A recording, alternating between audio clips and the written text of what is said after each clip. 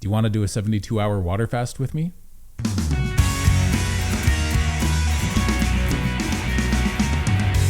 Hey, what's shaking bacon? My name's Bruno Panucci. I hope you're doing well. So instead of leaving an ad in the middle of my video, I ask that you give a like, comment, or subscribe to the channel. I really appreciate it. So as much as I've been a fan of fasting for years, I was doing it a lot in 2017 and 18. I started it in 2016, and I learned, as I mentioned in one of my old videos, it is horrible if you start a water fast if you have carbohydrates in your diet. So if you're interested in joining this challenge with me, I highly recommend at least 3 days before you get into this, cut out any carbohydrates from your diet, because it's going to just keep those cravings alive, and then you're going to be balancing a water fast as well as carb cravings. So you want to try and get rid of that. So it's going to make it more of an uphill battle for you. I also recommend, if you're interested in doing something like this, that you make sure to have lots of beef fat. Beef, more than any other food, I found going into a fast makes the fast super easy. Now, I built up to this by doing 24-hour fasts over the last little while. Sometimes, it's not really a fast, I guess, because before I go to bed, I'll take a chunk of tallow that's been in the fridge, and I'll have that because it just helps me sleep. It keeps me asleep all night long, and I don't wake up at 3, 4, or 5 in the morning. But before you consider doing a water fast, I highly recommend you pay attention to this. These are some of the contraindications. If you have a history of gout, that's been my real big issue as to why I haven't done many fasts. It's also a strain on your thyroid. So if you already deal with hypothyroidism or maybe even hyperthyroidism, it's something you might want to watch out for. If you're pregnant or breastfeeding, you obviously want to stay away from doing something like this. And most importantly, if you have a history of anorexia or bulimia, if you have liver or kidney disease, it's something you want to watch out for. You can just really check out Dr. Fung's book on fasting, or you might want to just Google other reasons why you might not want to fast. I'll leave that up to you. So the reason why I'm not just doing a regular water fast on this is the last time I did fasting, I really enjoyed it, but there were some side effects I didn't like. I was cold all the time, and I got very little sleep. Now, getting very little sleep might just be something that comes with the territory, and there's ways to tweak that so we can try and minimize that. But the sleep I got was really deep.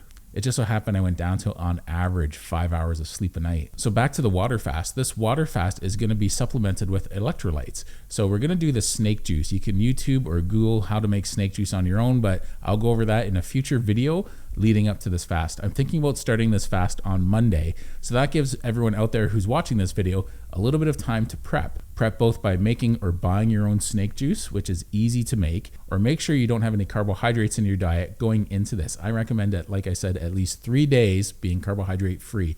Don't go stupid crazy, because if you're doing this for weight loss, you're really not going to notice anything if you really stuff yourself before you go and do this and then fast for 3 days. You may not notice a difference in the scale. I'm doing this to manage my insulin. I've used Carnivore to correct most of my health problems, almost all my health problems, and trust me, if you watch some of my old videos, I have a long list of health problems.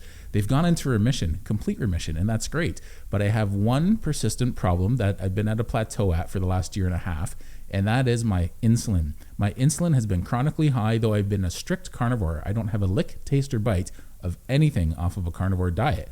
So when I have fasting insulin that's chronically high, there's another problem. And one of the things I might need to do to correct that fasting insulin problem, because I've tried lots of other ways, if you watch some of my old videos, it might be fasting. The reason why I haven't done fasting is that history of gout, because I got kidney stones at one point, and that was the worst. So I'm going to combat that by making sure to take a little bit of my allopurinol. It's a medication that helps uric acid low in the bloodstream.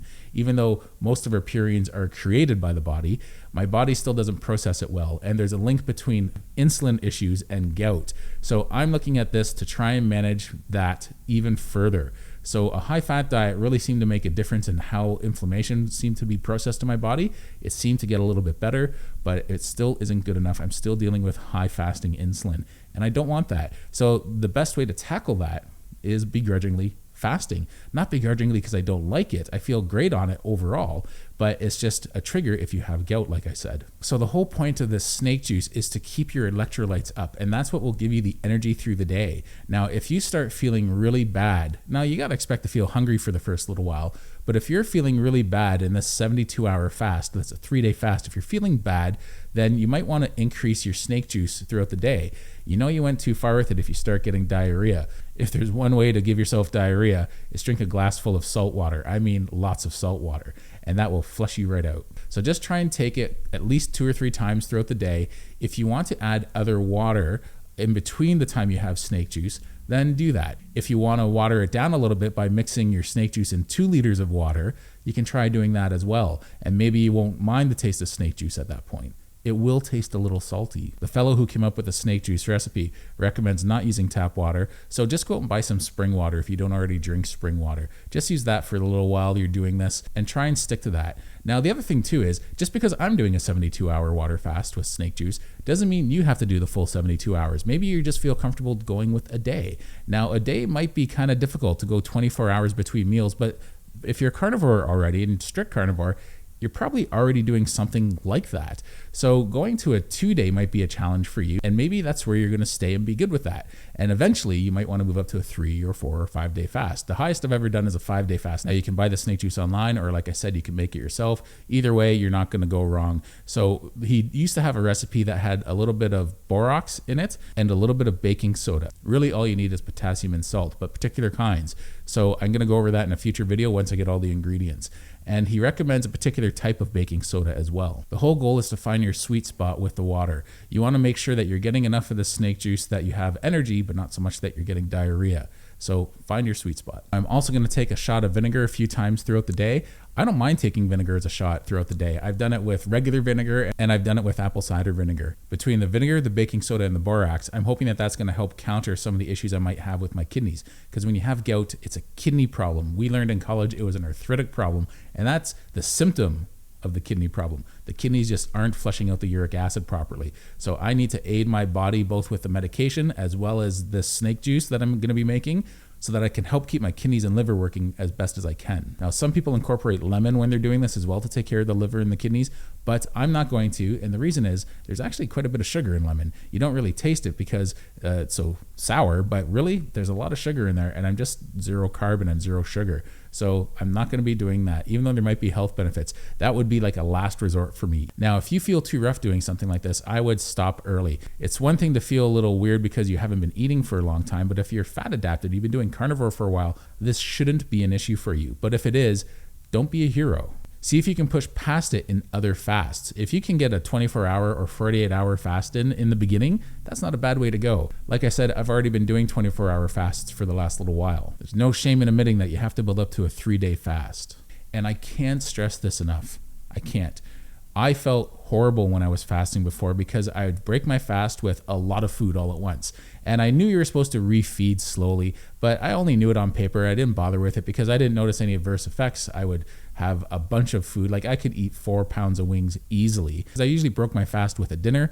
And then the next day I'd wake up and my joints were swollen. I felt like I wasn't even doing carnivore. It was just not a good sensation. And I got to the point where I did not look forward to eating. And I thought, this isn't good.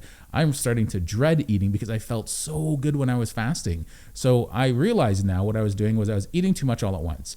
So what you want to do is take the refeeding seriously. Go into it slow. Have something like a bone broth or maybe just some fat or a small bit of protein just to ease into it. And I'm talking really small, like the size of your thumb. And maybe an hour or two later, have a bigger meal. Not a full-blown big, huge meal, but just have like a small eating window of maybe 2 hours or 3 hours tops. Anyway, that's my thoughts on this. If you're interested in doing this, I'm gonna try and make a community of some kind so we can all keep in touch with each other.